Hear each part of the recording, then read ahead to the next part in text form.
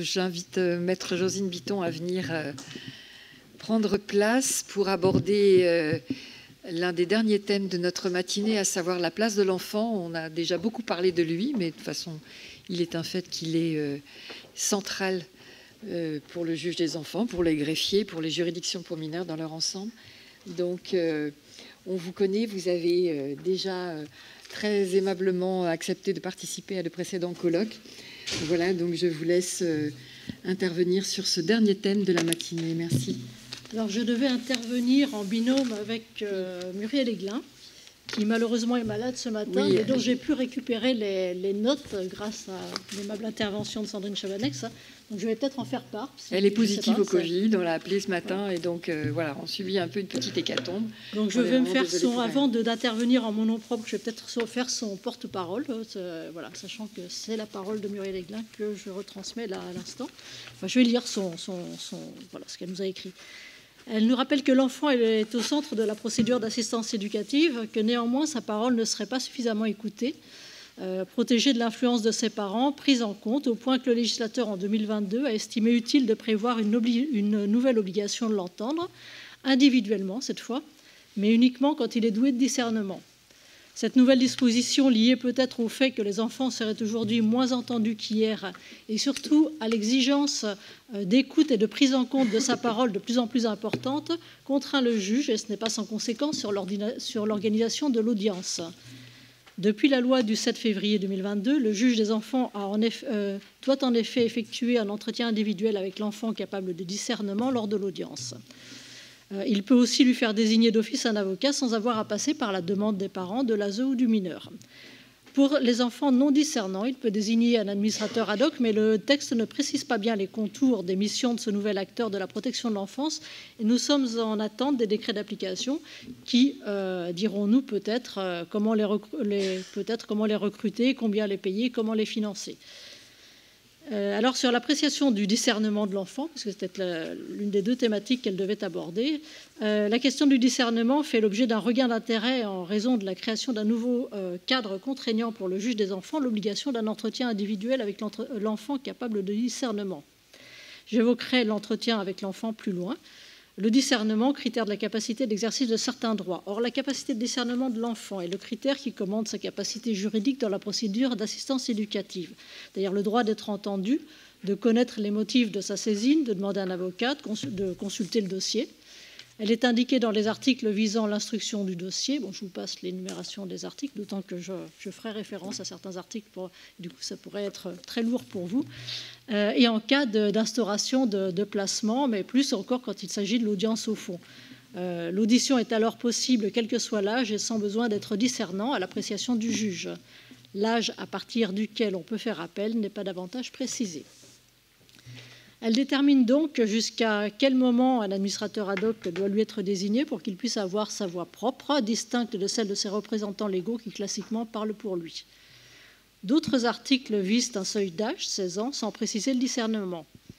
Le droit d'un mineur de se voir notifier la décision à partir de 16 ans, ce qui n'est jamais fait, enfin à Bobigny en tout cas. Droit d'être informé de l'appel. La Cour de cassation a rappelé en 1995 qu'il appartient au juge des enfants de vérifier que l'enfant possède le discernement suffisant pour exercer les droits de saisir le juge des enfants, de demander des actes, d'interjeter appel. Avant discernement, est-il dépourvu de droits ou ses droits procéduraux, donc de demande ou de faire appel, sont-ils exercés en son nom ou par ses parents? Je penche pour la seconde solution qui justifie la désignation d'un administrateur ad hoc pour les enfants plus jeunes. Les parents sont dans ce cas disqualifiés pour exercer ce droit à l'égard des enfants non discernants, ce qui peut être assimilé à un conflit d'intérêts. Alors, qu'est-ce que l'enfant doué de discernement pour l'assistance éducative? Faut-il se référer à un âge? 13 ans comme au pénal ou comme l'âge pour consentir à sa propre adoption ou changement de prénom? Pourquoi distinguer les deux quand on sait qu'il s'agit au civil comme au pénal d'appréhender quelque chose du processus judiciaire? L'article L11-1 alinéa 3 du CJPM évoque un mineur qui a compris et voulu son acte et qui est apte à comprendre le sens de la procédure pénale dont il fait l'objet. 16 ans, car plus jeune, il n'est pas considéré comme pouvant recevoir ne serait-ce que le dispositif de la décision qu'il concerne. Alors là, il existe des discussions entre les juges des enfants. Alors 7 ans, 6 ans, 10 ans. À Bobigny, ça fut 11 ans pour venir à l'audience en temps de Covid. Ça a créé quelques tensions, ça c'est une note de ma part. 13 ans compte tenu de l'importance des pouvoirs qui lui sont accordés. Les pratiques sont très disparates, comme en témoignent les échanges sur le forum des juges des enfants. Les textes ne nous renseignent pas réellement. En matière pénale, le CJPM expose, je vous le cite, donc, la capacité de discernement du mineur peut être établie notamment par ses déclarations, celle de son entourage familial et scolaire, par les éléments de l'enquête, les circonstances dans lesquelles les faits ont été commis, par une expertise ou un examen psychiatrique ou psychologique. C'est R111-1. L'écoute, l'analyse du contexte, les expertises, etc. Peut-être est-ce parce que l'appréciation du discernement se fait in concreto, s'agissant d'une question de fait. En effet, la maturité que suppose le discernement n'est pas la même selon les circonstances. Pas besoin de la même pour choisir ce qu'on va faire de son après-midi, pour comprendre qu'on a fait quelque chose d'interdit ou pour savoir si on veut faire appel d'une décision d'un juge qui statue sur un placement ou une intervention éducative. Plus l'opération est complexe, plus le degré de maturité nécessaire sera élevé. Or, les enjeux de l'assistance éducative sont très complexes. Il existe en effet un risque de manipulation où les parents font passer leurs intérêts et demandes pour ceux de l'enfant. C'est par exemple le cas dans les séparations très conflictuelles, lorsque les parents se retranchent derrière la demande de leur enfant de ne plus voir l'autre parent. Il est essentiel dans ce cas de protéger les enfants des pressions des adultes. Le juge est garant de la protection de l'enfant et dispose pour cela des outils de l'audition, le cas échéant séparé, de la désignation d'avocat, de la dispense de comparaître et surtout de la parole qu'il pose à l'audience. Par conséquent, pour apprécier son discernement, le juge des enfants va devoir rencontrer l'enfant et l'entendre. Mais alors, l'audition de l'enfant n'est plus l'audition d'une partie, c'est une rencontre avec l'enfant qui contribue à l'évaluation de la situation par le juge, évaluation du discernement, évaluation du danger, des relations avec les parents. L'entretien qu'un juge des enfants mène avec un enfant peut donc avoir deux significations. D'une part, la rencontre avec un enfant pour le prendre en considération, lui expliquer ce qui arrive, recueillir des renseignements, évaluer son degré de maturité, de mal-être, évaluer la nature du danger, et d'autre part, l'audition d'une partie à la procédure pour lui permettre l'exercice de droits procéduraux. L'audition de l'enfant comme partie à la procédure est une obligation pour le juge, mais uniquement quand l'enfant est capable de discernement, soit tardivement. Mais pour évaluer le discernement et décider si l'enfant peut exercer seul des droits et doit être entendu comme une partie à la procédure, encore faut-il l'avoir rencontré. La rencontre avec l'enfant est une faculté du juge, mais une nécessité pour comprendre la situation familiale et pour apporter à l'enfant la considération due à tout être humain, et d'autant plus à l'être vulnérable. Cette audition est une mise en acte de la place donnée à l'enfant, notamment face aux parents qui estiment ne pas devoir tenir compte des attentes qu'il a exprimées. Elle signe la spécificité de la procédure d'assistance éducative qui met le juge des enfants en proximité avec les justiciables, proximité bien utile pour rechercher l'adhésion avec la famille. Surtout, elle contribue à nouer une alliance du juge avec l'enfant, cette alliance qui légitime le juge à être dépositaire de l'intérêt de l'enfant et qui conduit l'enfant à parler de son juge. Cette rencontre peut avoir lieu à tout âge. Les juges des enfants peuvent apprendre à parler aux bébés. Et lorsque c'est bien fait, cela peut apporter beaucoup. L'article 12 de la CID, les États parties garantissent à l'enfant, c'est à propos de l'écoute de l'enfant, les États parties garantissent à l'enfant qui est capable de discernement le droit d'exprimer librement son opinion sur toute question l'intéressant, les opinions de l'enfant étant dûment prises en considération eu égard à son âge et à son degré de maturité. La possibilité d'être entendu doit être une garantie dans toute procédure administrative ou judiciaire. La CID est directement applicable en droit interne, ce que la Cour de cassation a reconnu le 18 mai 2005. Cette audition pose de nombreuses questions de méthode. Alors, faut-il entendre l'enfant seul ? Pour l'enfant capable de discernement, la question ne se pose plus, c'est obligatoire. Contrairement aux auditions JAF qui peuvent se faire par un tiers, psychologue ou enquêteur social, l'obligation d'audition individuelle s'impose aux juges des enfants, mais les juges des enfants ont-ils déserté l'audition de l'enfant au point de se voir imposer par la loi une méthode de travail ?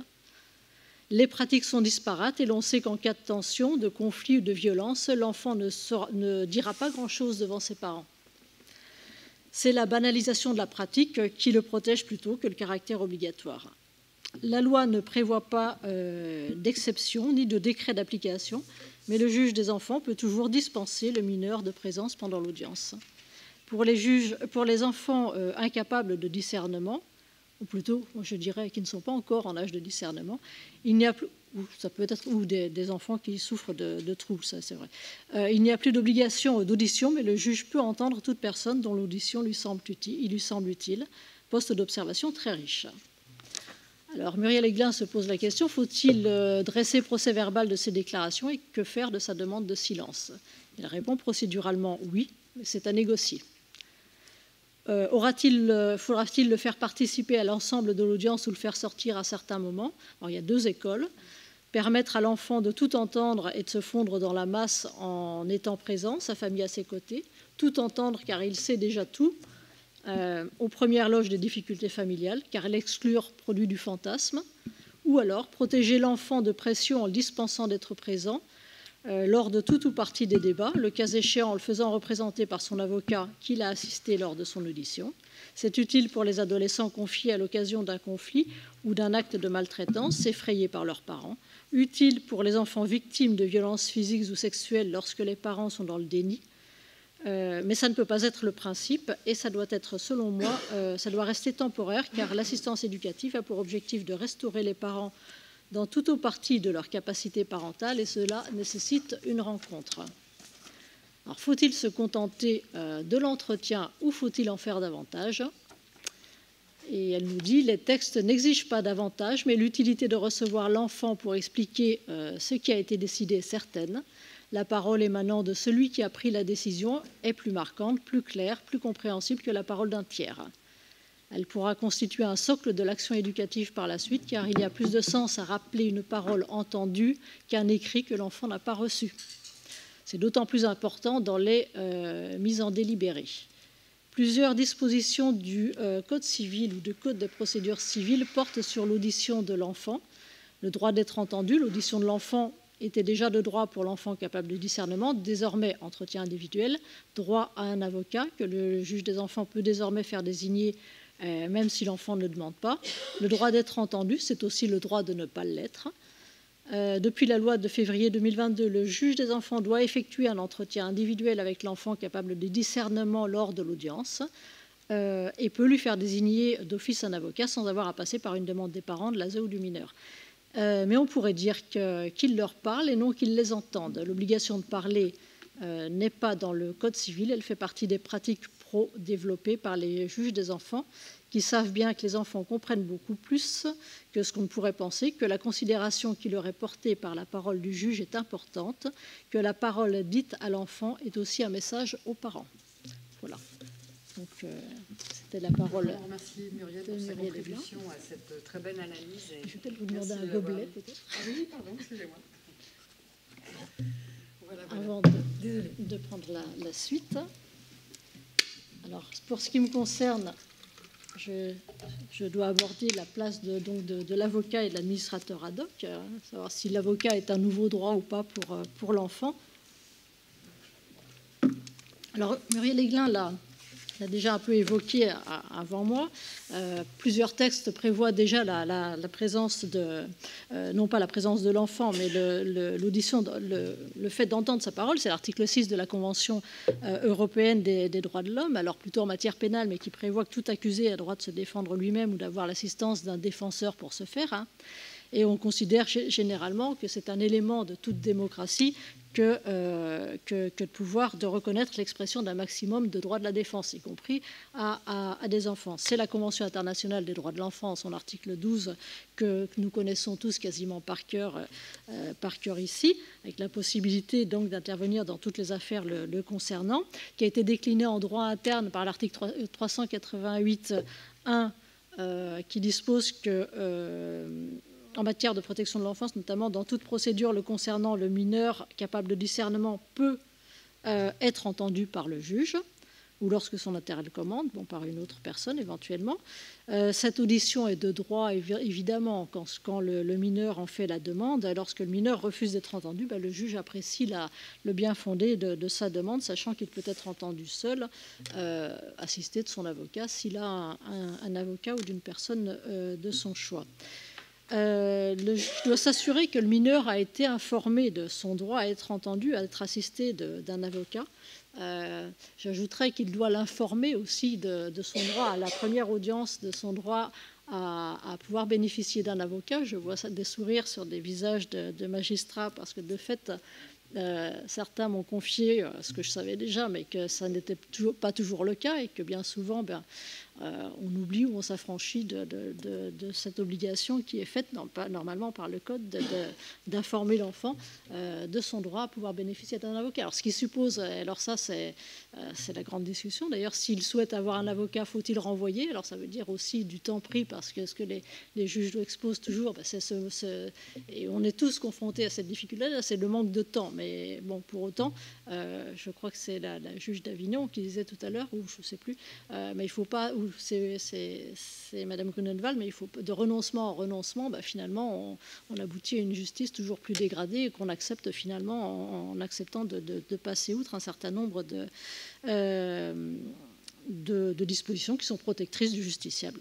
Alors, en matière d'assistance éducative, c'est l'article 1186 du Code de procédure civile, dans sa version 2002, qui dispose que le mineur capable de discernement, etc., peut faire le choix d'un avocat lui-même ou demander que le bâtonnier lui en désigne un. Désormais, c'est 375 ans, avec la possibilité nouvelle pour le juge lorsque l'intérêt de l'enfant l'exige. Alors, qu'est-ce que ça veut dire? Ça, c'est encore une libre appréciation. Enfin, quand le juge des enfants estime que l'intérêt de l'enfant l'exige, de lui faire désigner un avocat. Alors, quand même dire une chose, parce que il m'est revenu des pratiques assez diverses selon les juridictions, et il semblerait que parfois on fasse primer 375.1 sur 1186 en disant mais 1186 a valeur réglementaire, l'autre a valeur législative, et par conséquent c'est au juge qu'il appartient seul de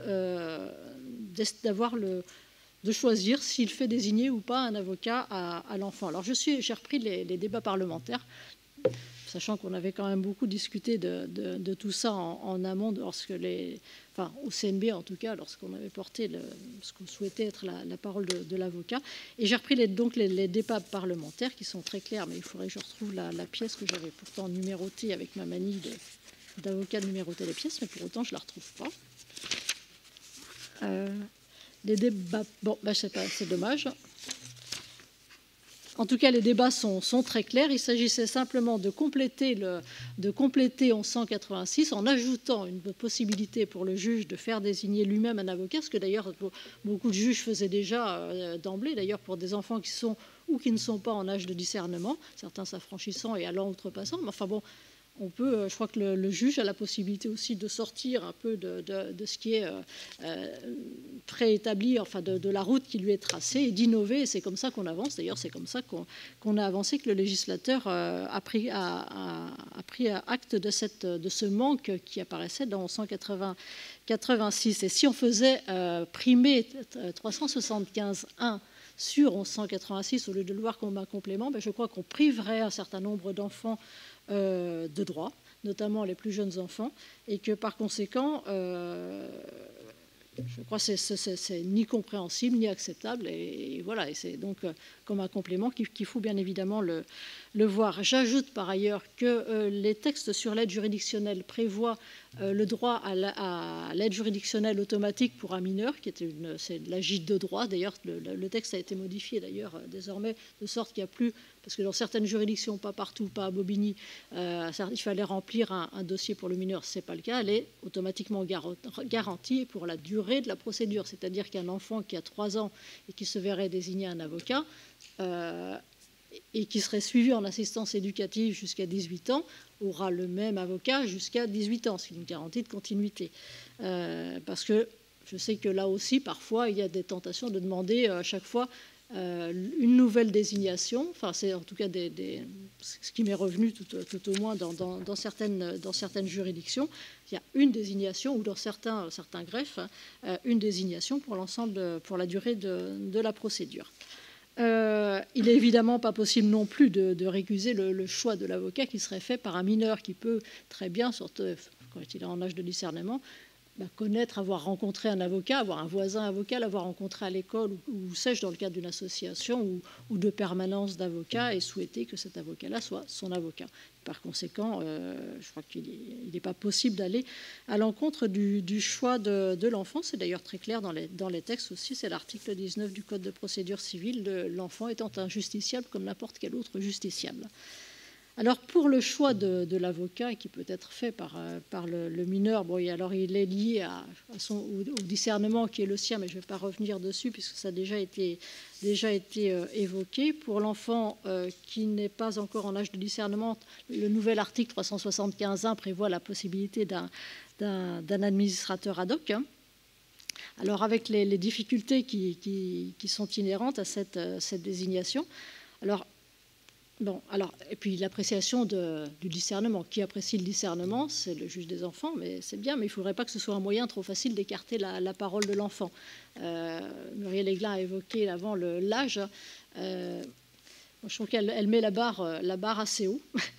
Et que j'ai rencontré des enfants. Je me souviens notamment d'une petite fille que j'ai accompagnée à la cour d'appel, et pour laquelle on m'a dit dans la salle d'attente des confrères de Paris, mais je ne sais pas si la présidente va te laisser entrer parce qu'elle est un peu jeune, je ne sais pas, elle avait 5-6 ans à l'époque. Et puis elle est entrée et la juge lui a demandé si elle avait des choses à dire. Et elle est arrivée toute droite et elle a dit « Oui, j'ai des choses à dire que je n'ose pas dire à ma mère ». Elle s'est assise, elle a déballé, mais avec un vocabulaire extraordinaire qu'un certain nombre d'adultes que nous rencontrons n'ont pas, ce qu'elle avait à dire. Et je suis toujours son avocat plusieurs années plus tard. Elle a toujours su ce qu'elle souhaitait, ce qu'elle ne souhaitait pas et pourquoi, et ce qu'elle avait à exprimer, quand bien même elle était prise dans un conflit parental assez compliqué. Et voilà, elle avait 5-6 ans.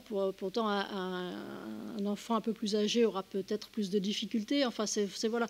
Je crois qu'en tout état de cause, le juge doit entendre l'enfant, quel que soit le rencontrer, quel que soit son âge. D'autant plus que l'enfant, même un bébé, je veux dire, même un tout jeune enfant, a un comportement et on est formé, enfin, beaucoup d'avocats, beaucoup de magistrats, quand on a ces fonctions-là, ces métiers-là, on est formé à l'audition d'un jeune enfant ou d'un adolescent, on a des formations en psychologie, etc. Voilà, je crois que c'est important que le vocabulaire, si je puis dire, non-verbal, le comportement le langage non-verbal, pardon, qui est celui d'un enfant, peut être extrêmement éclairant pour le juge qu'il a en face de lui. On va avoir un enfant qui, apeuré par ses parents, qu'on va retrouver terré sous un bureau ou dans un coin, ça veut dire quelque chose. Celui qui vient s'installer entre ses deux parents et prend les mains de ses deux parents, ça veut dire quelque chose aussi. Ou celui qui va jouer, interagir avec les uns et les autres sur sa sociabilité, plein de choses se jouent là, quel que soit l'âge de l'enfant et son âge de discernement ou pas. Et je crois que ce serait perdre beaucoup de choses qui se jouent dans cette matière qui est vraiment très particulière, la justice des mineurs, que de faire fi de l'audition d'un enfant. Alors pour ce qui est je vais dire quelques mots de l'administrateur ad hoc, puisque la loi c'était déjà prévu par les textes, c'était déjà prévu, c'était l'article 389.3 du Code civil, on y rajoute avec le 375.1. Le défenseur des droits avait en 2018 suggéré qu'un administrateur ad hoc puisse être désigné dès lors que l'intérêt de l'enfant est en contradiction avec celui de ses parents. Alors, c'est évidemment le cas lorsqu'il y a des maltraitances intrafamiliales et qu'on va au pénal. Et alors là, ça pose aucune difficulté. En assistance éducative, c'est parfois plus compliqué. En tout état de cause, la présence d'un tel professionnel auprès de l'enfant permettrait peut-être de s'assurer, s'il n'y a pas d'avocat ou si peut-être après il y a un avocat, qu'en tout cas ses droits sont respectés. Tant dans le cadre de la procédure judiciaire, bien sûr, et puis de permettre la désignation d'un avocat si l'enfant n'est pas discernant.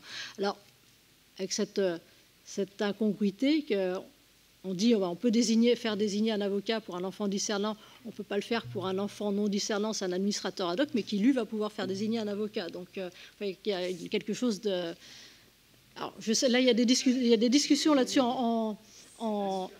je sais, mais il y a des discussions là-dessus, effectivement. La doctrine est très variée là-dessus. C'est pas sûr. Moi, je l'ai vu. J'ai déjà fait l'objet d'une désignation, d'ailleurs, à la demande d'administrateur ad hoc. Hein. Et puis, on verra ce que le décret va dire. Mais comme il n'est pas encore sorti, je ne sais pas ce qu'il va proposer. Alors, il sera garant, alors peut-être il sera une sorte de gardien des droits de l'enfant.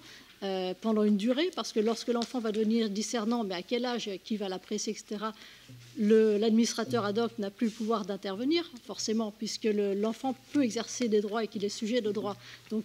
Donc l'administrateur ad hoc, qui est le fil conducteur pour l'enfant, qui le connaît, qui l'a identifié, va disparaître soudain au profit peut-être d'un avocat. Eh bien non. Alors, pour des droits procéduraux, parce que l'enfant, dès sa naissance, a des droits, c'est un sujet de droit. Jusqu'à présent, on l'a considéré comme un enfance. Vous savez aussi bien que moi, voilà, voilà, oui. Oui, bah oui. Après, oui, mais ça veut dire que à partir du moment où il va devenir discernant, mais quand celui qu'il a identifié comme étant le garant de ses droits va disparaître de son paysage. Hein, au profit d'un nouvel intervenant. Enfin, je ne sais pas comment tout... Et puis, alors, il y a la difficulté aussi qui se pose du manque d'administrateurs ad hoc, puisqu'il n'y en a quasiment pas. Les listes sont plutôt vides, ils sont extrêmement mal rétribués, ce qui peut expliquer, d'ailleurs, l'un explique que ce sont des tâches qui sont assez lourdes. Hein. J'ai repris dans la GIF Famille du mois de mai des propos de M. Gebler, qui disait qu'il était souhaitable que toutes les notes ou les rapports nourrissant le dossier puissent être envoyés à l'administrateur ad hoc. Mais je suis très favorable à ça. Je souhaiterais aussi qu'il en soit autant à l'égard de l'avocat qui ne reçoit jamais rien, qui n'est jamais destinataire. Et quant aux rapports, je crois que les rapports, on les a tous, avocats comme magistrats, souvent très tardivement, et voire le jour ou le lendemain de l'audience qui arrive de temps à autre. Mais souvent, alors ça, c'est dû aux lourdeurs de services éducatifs, notamment l'aide sociale à l'enfance, puisque c'est très hiérarchisé, que là, il faut passer de service en service avant que le greffe les obtienne. Enfin, pour repartir sur l'administrateur ad hoc lui-même, la garde des Sceaux, c'était Mme Belloubet en février 2020, rappelait que la désignation d'un administrateur ad hoc impliquait une caractérisation par le juge des enfants d'un conflit d'intérêts qui existait entre le parent et les enfants. Bon. Là, dans la nouvelle loi, on parle de discernement, on ne parle plus de conflit d'intérêts. Alors, est-ce qu'il est sous-jacent, est-ce qu'il est évident parce qu'il s'agit d'assistance éducative? Là aussi, ça peut prêter à débat. Comment est-ce qu'il faudra faire avec le manque d'administrateurs ad hoc, je vous ai dit. Alors, certains barreaux ont essayé de se constituer en avocat et de faire désigner le bâtonnier comme administrateur ad hoc, lequel bâtonnier désigne un avocat de ce groupement-là. Ça peut répondre à une difficulté quand on manque d'associations, etc. Le problème étant que ça supposera, si ça devait se mettre en place, ça a été validé par la Cour de cassation en 2005, il y a de la jurisprudence aussi de la Cour d'appel de Rouen, d'Amiens, il n'y a aucune difficulté là-dessus, ce qui suppose une rétribution correcte et que l'avocat ait une assurance aussi à part. Mais il est hors de question que les avocats interviennent à des tarifs encore plus bas que ceux qui sont ceux de l'aide juridictionnelle actuellement, et ce qui suppose, enfin voilà, on ne va pas gérer là aussi la pénurie toujours en tirant toujours plus bas. Ça, je crois qu'il en est hors de question, et la profession au CNB est en train de réfléchir à tout ça, mais avec cette possibilité qui effectivement, alors ça a été tenté à Amiens, à Lyon, mais alors avec pour l'instant, je crois que c'est un peu en retrait parce que c'était une charge qui était très lourde pour les avocats et qu'on n'a pas toujours, on n'a que des journées aussi de 24 heures. Alors, étant entendu que bien évidemment l'avocat qui est administrateur ad hoc ne sera pas l'avocat dans la procédure, hein. Ce sont deux fonctions qui doivent rester bien distinctes. Hein. Bon, ça c'est quelque chose en tout état de cause à laquelle il faudra réfléchir. Je crois qu'il y avait un autre barreau, je crois, qui avait essayé, je ne sais plus lequel.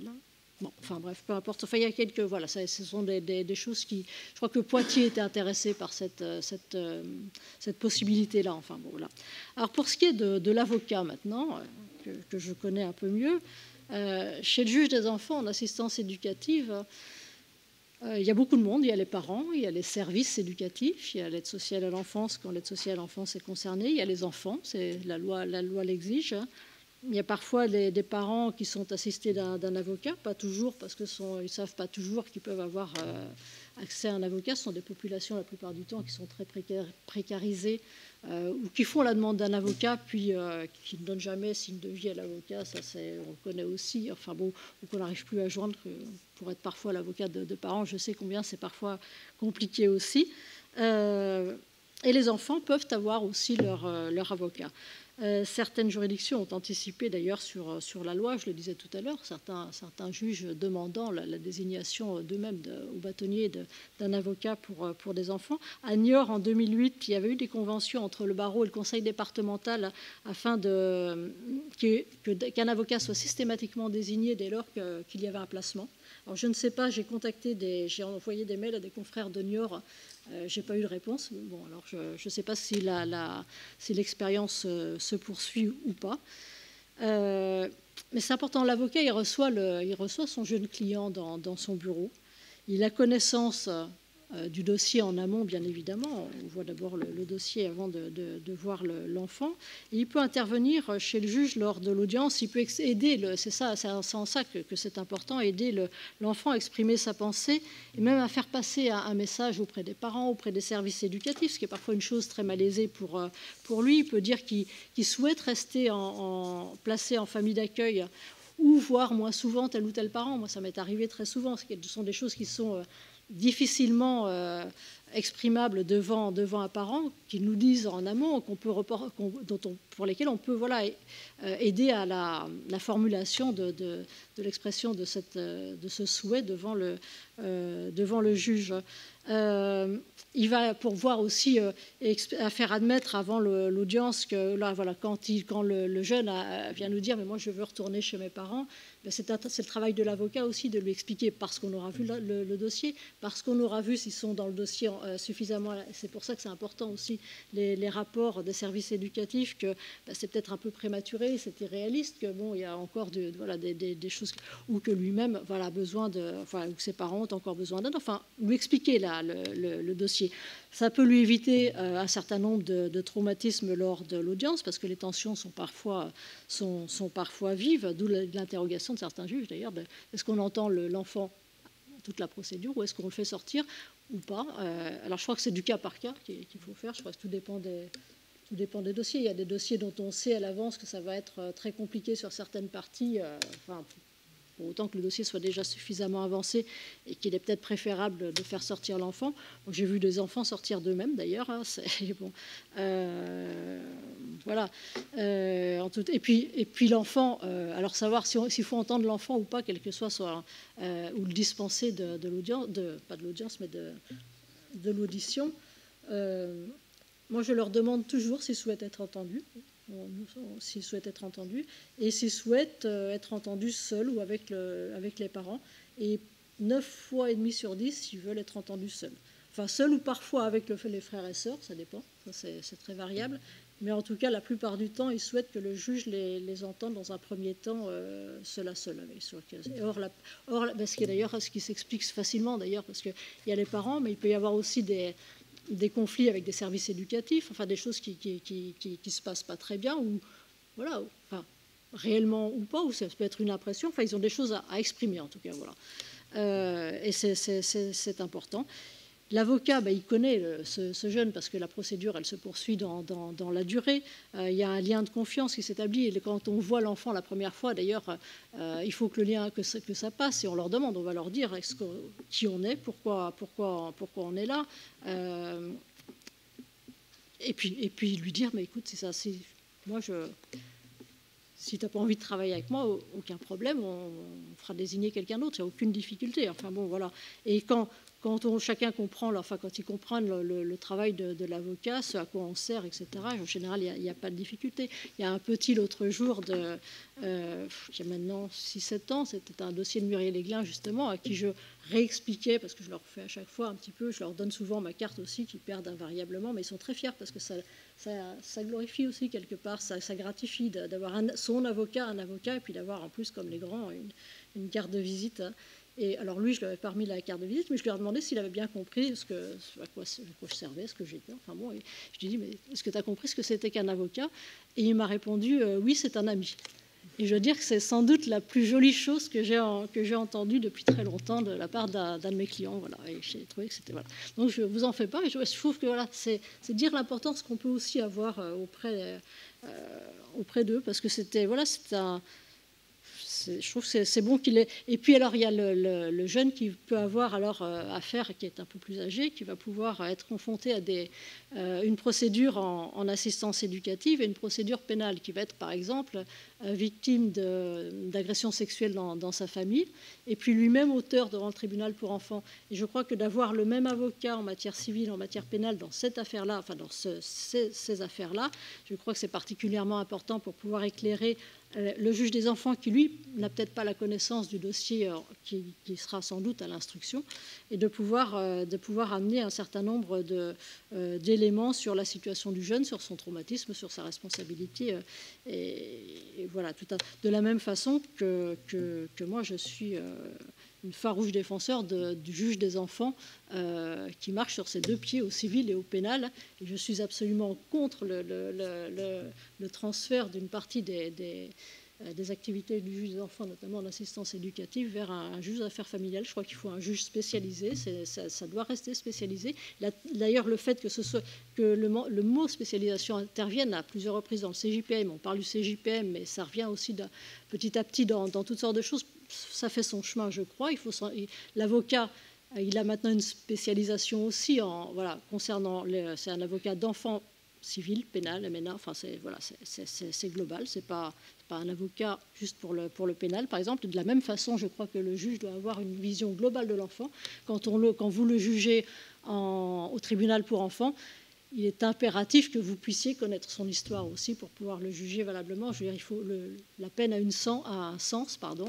Et il n'y a plus de sens de la peine si vous êtes simplement des distributeurs de peine en fonction d'un quantum qui serait attaché, un vol ça fait tant, etc., si on ne connaît pas l'historique de l'enfant. Je veux dire, sinon il n'y a pas besoin de juge de l'enfant, il n'y a pas besoin d'avocat d'enfant, il n'y a plus besoin, on peut disparaître tous. D'ailleurs, je pense que certains verraient ça d'un bon oeil, moi pas. Je reviens encore sur l'avocat d'enfant. Donc je pense qu'il est bon qu'il ait le même conseil. Pour l'avocat d'enfant, dans tous les cas, et quel que soit son âge, l'expérience a été tentée à Nanterre, vous le savez tous, je pense, enfin par deux juges des enfants. L'expérience est arrivée à son terme par le départ de ces deux magistrats.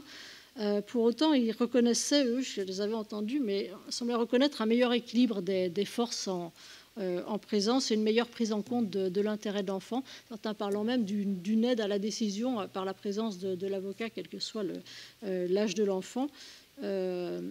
Et que ça facilitait, il y avait une reconnaissance d'un plus qui pouvait être apporté à l'audience par la présence de l'avocat, qui, bien loin de conflictualiser les choses comme l'a déclaré M. Taquet lors des débats. Je crois qu'il n'a jamais assisté à une audience d'assistance éducative. Je crois qu'au contraire, la présence de l'avocat déconflictualise parce que le mineur lui a compris ce qu'on servait et ce qui allait se passer. Les adultes, quand on leur explique, alors pour ce qui est des parents, quand on est avocat d'enfant, moi je vais toujours les voir, je leur explique pourquoi je suis là, parce qu'ils s'interrogent parfois, tiens, pourquoi moi j'ai pas d'avocat et lui il a un avocat, etc. Quand ils ont compris, je n'ai jamais eu le moindre problème avec des parents qui comprennent que c'est dans l'intérêt de l'enfant et qui, se voyant eux-mêmes porteurs de l'intérêt de l'enfant, ont l'impression, à tort ou à raison, parce que ça ne va pas forcément être le cas, qu'on va aller peut-être dans leur sens. Mais en tout état de cause, je n'ai jamais eu de difficulté avec des parents une fois qu'on leur avait expliqué à quoi on servait.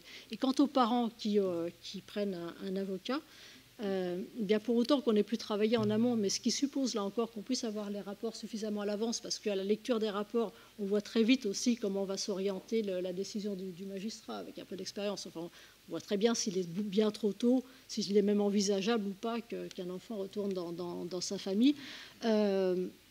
Eh bien, on prépare l'audience avec les parents, et je crois qu'il y a beaucoup moins de cris, de vociférations et de chaises qui volent dans le bureau d'un juge quand on a pu travailler avec les différentes parties, de sorte qu'il y a moins de conflictualisation. Alors, il y a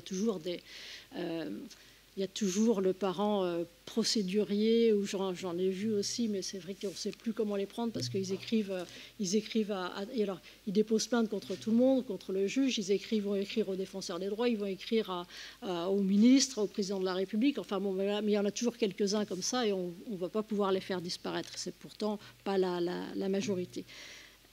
Puis il y a quand même un certain nombre d'institutionnels qui se sont prononcés en faveur de la systématisation de l'avocat d'enfant, et parmi eux le défenseur des droits en 2013 recommandait déjà d'encourager, de valoriser la parole d'un avocat formé aux droits de l'enfant. Maintenant, on est tous dans les barreaux formés. Il y a des groupements d'avocats d'enfants dans quasiment tous les barreaux à présent. Enfin, je crois qu'on a 180, quelque chose comme ça. Et puis, cette fameuse, en plus, spécialisation qui rajoute, en plus, qui peut rassurer sur la compétence de l'avocat qui est formé à l'assistance éducative, notamment. Certains pouvant dire, mais l'avocat, il ne sait pas toujours. Alors, c'est vrai qu'il y a parfois des avocats, notamment pour les parents, qui sont plutôt des avocats pénalistes, qui interviennent, et dans ce cas-là, qui méconnaissent la façon dont on intervient en assistance éducative, puisque la façon d'intervenir n'est pas du tout la même. On ne plaide pas, on ne défend pas de la même façon les gens. Il s'agit plus d'apporter, on fait plus de psychologie en assistance éducative, enfin pas de la même façon en tout cas que dans une audience pénale.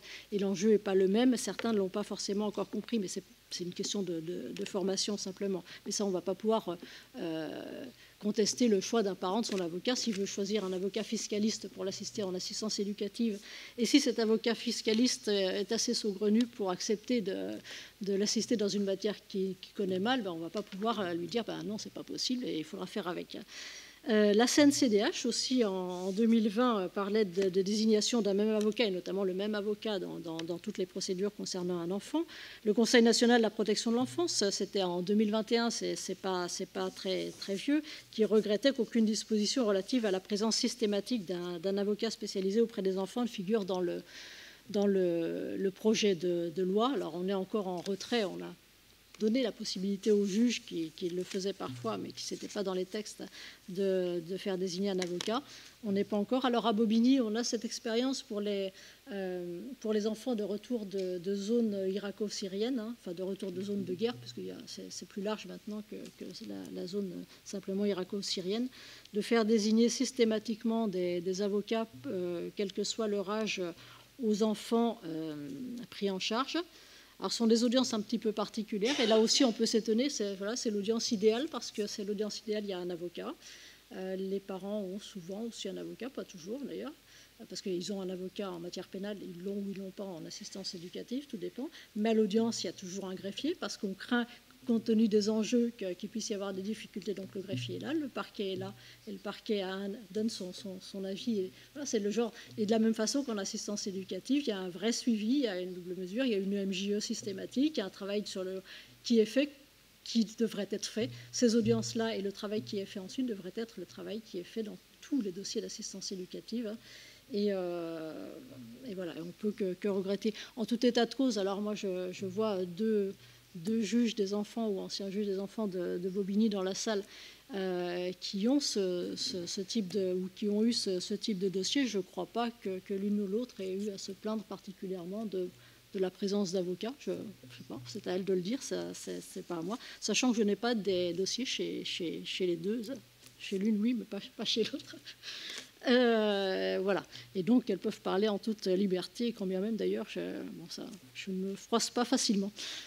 Et voilà. Alors, donc je vais en terminer là, simplement peut-être rappeler qu'on a un rôle qui est parfois difficile, que l'enfant aussi peut avoir une position à laquelle on n'adhère pas. On est le porte-parole de l'enfant, mais voilà, on n'est pas toujours, on est son porte-parole, on n'est pas un interprète. Hein. Alors, c'est le travail qui doit être fait en amont aussi pour lui expliquer que son intérêt n'est peut-être pas là où il pense, qu'il faudrait peut-être, il faut l'amener à bouger vers une position qui soit peut-être plus conforme à son intérêt. Bon, après, s'il maintient sa position, il maintient sa position. S'il ne veut pas être entendu chez un juge des enfants ou chez un JAF, je ne l'ai jamais vu chez un juge des enfants, je n'ai jamais vu d'enfant me disant « je ne souhaite pas être entendu ». Chez le JAF, ça m'est arrivé. On peut penser qu'effectivement, il était sous la pression des deux parents du conflit, je ne sais pas. Ça ne m'est jamais arrivé, je ne dis pas que ça n'existe pas, mais je ne l'ai jamais vu, je ne me souviens pas d'en avoir entendu parler. Je ne sais pas si les consoeurs là l'ont déjà vu. Bon, alors je crois que de toute façon, il faut être modeste, il faut qu'on puisse parfois, alors c'est parfois difficile parce qu'on a des contraintes en termes de temps, en termes économiques aussi, parfois se déplacer dans les foyers, alors on le fait parfois, on ne le fait pas systématiquement, on ne peut pas. On essaye de voir les enfants en amont, c'est parfois aussi difficile, alors au-delà des contraintes de temps ou de lieu, parce que les enfants sont parfois confiés à des établissements qui sont assez lointains, mais à des barrages qui peuvent être mis par l'ASE, qui a des contraintes aussi de temps et de matériel et de ça. Enfin, on n'a pas les mêmes horaires non plus que l'aide sociale, c'est parfois compliqué. Ils ne souhaitent pas souvent les amener au cabinet, c'est difficile. Quand je me suis aperçue qu'il fallait faire attention aux appels téléphoniques parce que les enfants, on convient d'un rendez-vous qui est téléphonique, mais que les enfants étaient amenés au service et qu'il y avait un haut-parleur. Et que par conséquent, moi, il est hors de question que je m'exprime avec des enfants en présence de tiers. Il y a un secret professionnel qui s'adapte aussi à mes jeunes clients de la même façon qu'à des adultes. Et ils doivent pouvoir s'exprimer librement, quel que soit leur âge. Enfin, c'est ce que je considère en tout cas, de sorte que c'est terminé par téléphone, sauf si j'ai vraiment l'assurance, s'ils ont un téléphone, si j'ai l'assurance absolue qu'ils peuvent s'exprimer librement. Mais je l'ai constaté à plusieurs reprises, et j'en ai parlé avec des confrères me demandant si c'était dans ce cas-là, et apparemment ça ne semble pas forcément un cas isolé. Donc voilà, moi je m'interroge un petit peu. L'avocat, il est aussi là, j'ai plein de choses à dire sur l'avocat, mais l'avocat, il est aussi là, et d'où son intérêt pour garantir les droits procéduraux. Si une décision d'un juge des enfants n'est pas appliquée, l'avocat peut intervenir, alors pour alerter le juge des enfants éventuellement sur la non-exécution de sa décision, outre les voies sur les nullités, etc. Mais enfin, ça c'est... Ah oui, à propos des nullités, je dirais, comme l'a dit ma consoeur Isabelle Roth, on sait tous que l'audience sans greffier pose problème, qu'elle peut être entachée de nullité.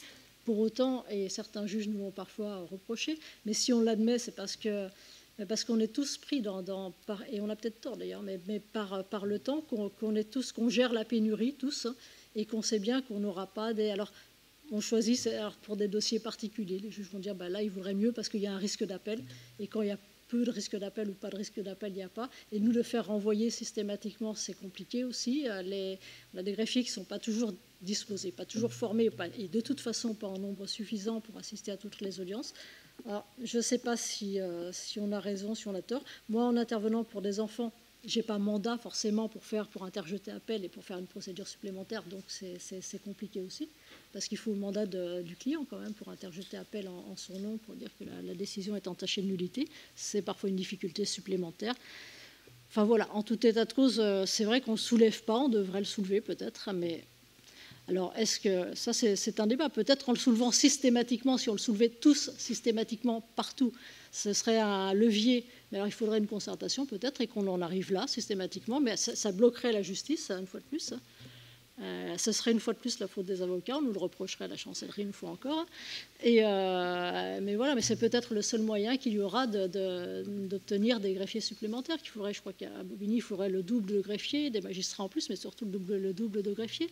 Il n'est pas normal qu'en Allemagne, il y ait systématiquement un avocat au civil, un avocat au pénal, que dans certaines juridictions, j'ai appris hier qu'il y en avait à Rennes, j'ai pas eu le temps de vérifier, mais dont acte. Mais en tout cas, à Bobigny, on a un greffier pour le pénal et encore. Enfin bon, voilà, il est là au pénal, mais qui fait ce qu'il peut et qui semble un peu débordé par le DUP, la numérisation, le CJPM qu'il faut intégrer, etc.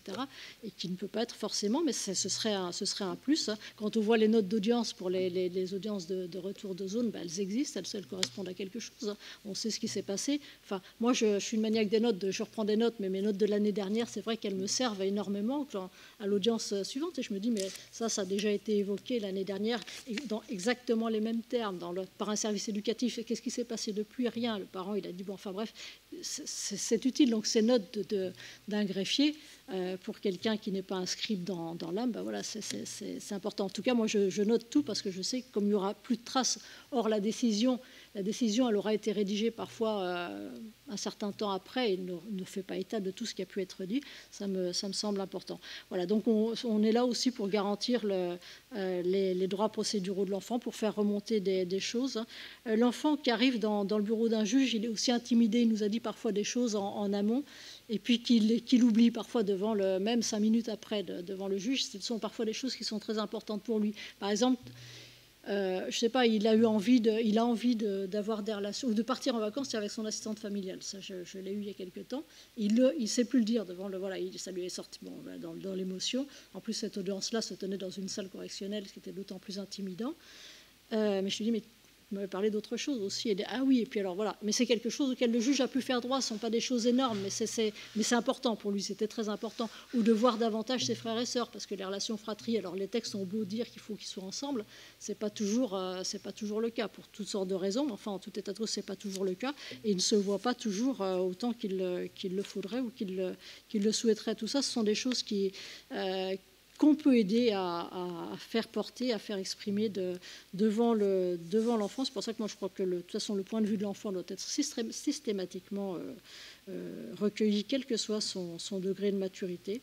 Je pense que comme juge des enfants, j'imagine que vous êtes formé aussi à l'audition de l'enfant. Ça me paraît, voilà, ça paraît aller de soi, pareil de la même façon que les avocats, puis on continue à se former de toute façon tout au long de notre exercice ou de notre vie, et peut-être voilà, dès le début de la procédure. Je crois que c'est le fil rouge, c'est l'histoire, c'est l'historique aussi c'est la mémoire du dossier pour l'enfant. C'est d'ailleurs dans cet esprit-là que M. Baranger, qui est à l'initiative de la désignation d'un avocat systématique pour les retours de zone, l'avait conçu sous la réserve de ce qu'en diront les deux juges de Bobigny.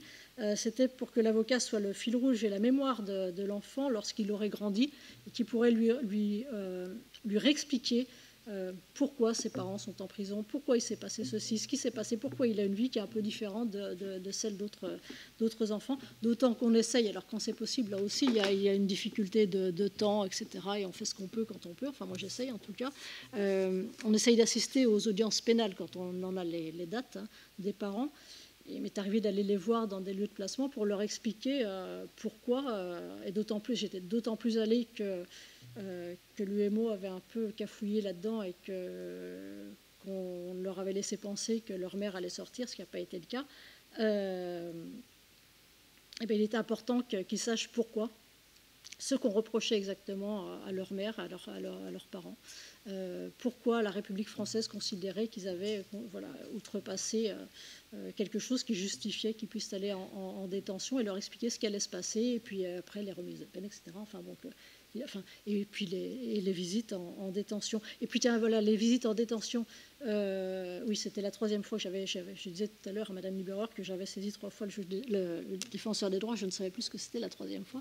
C'était pour un enfant qui, après le confinement, ne pouvait plus voir je ne sais plus lequel de ses parents en détention pour cause de Covid. Ils tardaient très longtemps après la réouverture.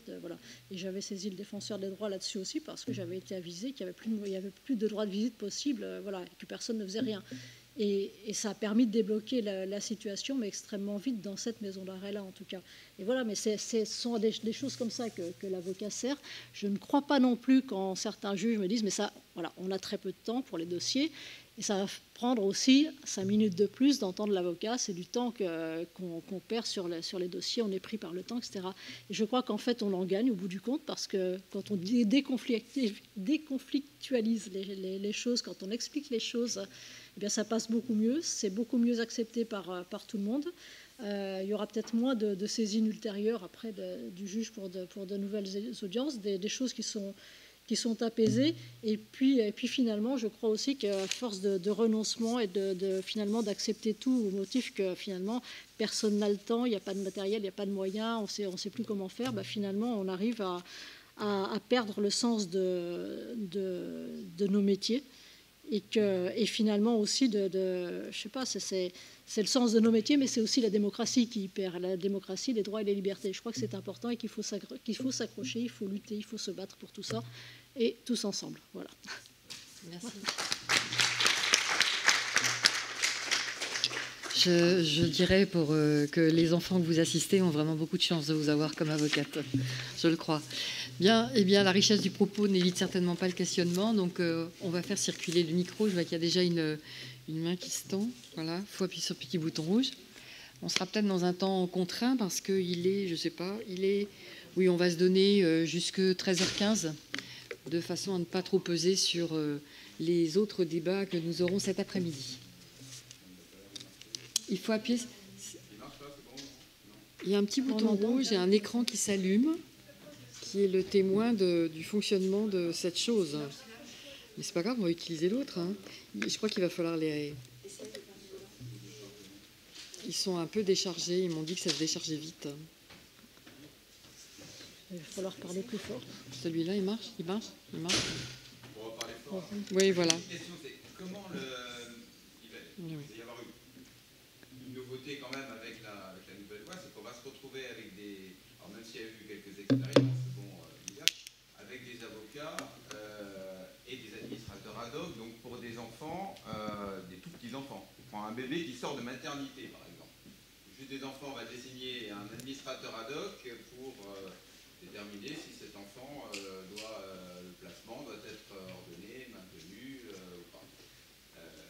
Est-ce que vous avez réfléchi comment déjà quels vont être les liens entre l'avocat et l'administrateur ad hoc et quel type de positionnement vous pourriez être amené à prendre? Parce que là vous pouvez plus vous réfugier derrière, je suis le porte-parole de l'enfant, même s'il est petit, s'il a 4-5 ans. L'enfant, on est dans l'enfant qui n'a pas la parole. L'enfant qui n'a pas la parole, moi j'en ai dans mes clientes. J'étais la semaine dernière en audience pour une petite qui maintenant va avoir 3 ans le 1er juillet, mais quand j'ai été désignée, elle devait avoir 6 mois, 6-8 mois, je ne sais plus. Et cette petite, j'étais son avocat. Il n'y avait pas d'administrateur ad hoc, enfin, qu'il y ait 1 ou 2 personnes, ça ne change pas grand-chose à l'affaire. Hein. On fait des observations sur ce qu'on voit à l'audience, en fait, sur ce qui se passe à l'audience, que le juge a vu aussi. Mais le juge, d'ailleurs, d'autant plus qu'il n'y a pas de greffier, d'ailleurs. Il vaut mieux qu'on soit 2 à voir et à entendre les mêmes choses, finalement. Et le juge avait entendu l'enfant, avait demandé à la mère de positionner l'enfant sur ses genoux, lui avait parlé. L'enfant comprenait beaucoup de choses. Je ne sais pas ce qu'elle a capté ou pas de l'ensemble des choses qui ont été dites, hein. Mais en tout cas, cette juge avait eu une phrase un petit peu humoristique à la fin de son propos, et la petite s'était mise à sourire très largement. Et donc, cet enfant-là, que j'ai eu donc maintenant, qui a grandi, qui parle un peu, qui joue beaucoup, qui évolue très, très, très bien. C'est un enfant qui va maintenant très bien. Je crois que c'est une mesure qui ne va pas durer très très longtemps encore. Hein. Mais voilà, moi j'ai souvenir de cet enfant-là. Mais alors, ce sont des choses qui s'apprennent aussi. Il y a des juges qui ont été formés à ça. Alors, comment vous allez vous positionner pour dire nous, on relate aussi ce qu'on voit. Placement ou pas maintien du placement. On tire les conséquences de ce qu'on entend à l'audience de la même façon que vous. C'est un complément, c'est une aide à la décision pour le coup. Mais c'est la retranscription, c'est la parole. Mais il y a le langage non verbal qui est la parole, mais c'est aussi tout ça. J'ai fait récemment une formation en audition de l'enfant, sur un diplôme universitaire, mais on a aussi des formations et notamment avec des brigades des mineurs, etc. Mais enfin sur l'audition de l'enfant, mais même très jeune, c'est pas de la même on n'entend pas de la même façon évidemment un adolescent, un garçon de 3 ans ou un de 13 ans, pardon, ou un tout petit, mais pour autant il y a des choses qui s'expriment. Hein. Voilà. Et on ne doit surtout pas aller au-delà, de la même façon qu'on ne va pas commencer à interpréter des dessins qui pourraient être faits par un enfant. Moi, je n'ai pas la compétence pour ça, je ne vais pas me lancer pour ça. Je ne suis pas psychologue, je ne suis pas psychiatre. Mais dans le cadre de mes fonctions, ou si la décision du juge n'est pas suivie des faits, ou que sais-je, qu'il y a un problème il m'appartient de l'en aviser si j'en suis informée, ce qui peut être le cas ou ne pas l'être. Hein. Il faut quand même rester très modeste aussi, je crois. Mais je ne suis pas toute puissante non plus. Hein. Et moi, je pense que, en fait, par rapport aux petits et aux nourrissons, De la même manière qu'un gamin qui a 7 ou 10 ans, il n'est pas conscient de tout. Enfin, je veux dire, jamais il se positionne un enfant pour dire je suis pour ou contre le placement. Enfin, moi, j'ai jamais entendu un enfant s'exprimer en ces termes. Donc, on ne peut pas demander non plus à un avocat d'être sur ce registre-là. Par contre, de décrypter ou de voir comment est le lien de l'adulte, de la mère ou du père avec le nourrisson, ça quand même, je veux dire, un professionnel en matière de protection de l'enfance, il doit savoir, parce que sinon, on arrête là le boulot. Et ça, de pouvoir décrypter, ou qu'est-ce qui permet de dire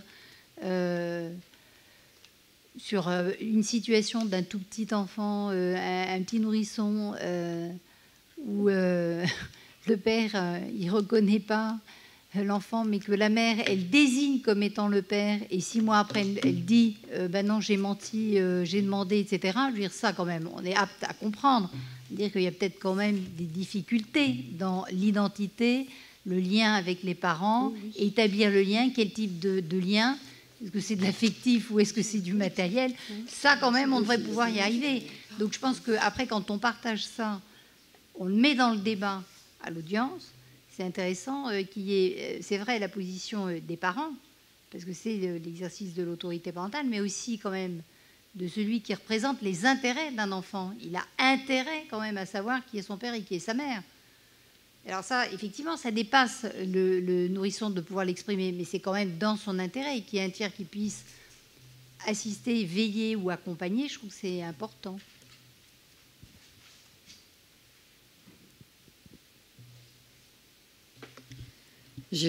Pardon, j'en profite. Moi, j'ai pas trop compris ta question. Pour moi, c'est clairement la défense des intérêts de l'enfant. Il est là comme si c'était les parents.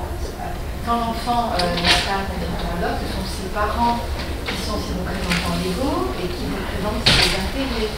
Parce qu'il est petit, donc c'est les parents qui décident. Voilà. Moi, c'est le Adok qui vient défendre les intérêts de l'enfant, tel qu'il les conçoit à travers les dossiers, les débats. C'est un garant de droit. Donc il est amené aussi à prendre position par rapport à la décision. Non, ce que je veux dire, c'est que c'est un effort pénal pour les enfants victimes, l'administrateur ad hoc, clairement, il demande au nom s'il pense à regarder pour l'enfant, au niveau des décisions, dommages et intérêts, autorité parentale. Oui, sans qu'on se pose la question d'âge, mais ça suppose aussi que c'est un changement de positionnement de l'avocat, qui est quand même traditionnellement le porte-parole de l'enfant. Donc là, il devient, par l'intermédiaire de l'administrateur ad hoc, l'autre. Il peut y avoir un administrateur ad hoc.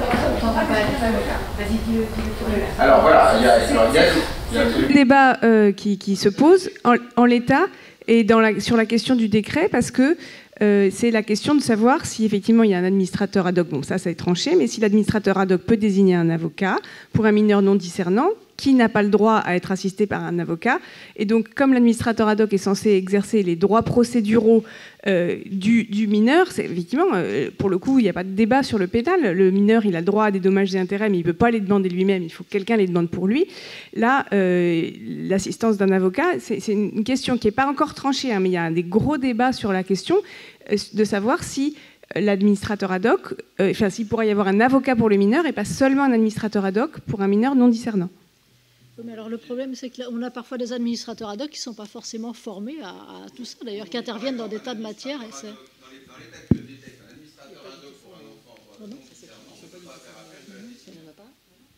Non, et il n'est pas prévu pour l'instant. Enfin voilà, il y avait une vraie... Les droits sont créés pour le mineur non discernant, auquel cas un administrateur ad hoc peut exercer ses droits à la place du mineur, et effectivement il peut y avoir un avocat qui va être mandaté, soit il n'y a pas de droit créé pour le mineur non discernant. Donc il y a une vraie, il y a un vrai débat juridique là sur le sujet, et je suis pas sûre que du coup le décret va arriver dans la minute, parce que je pense que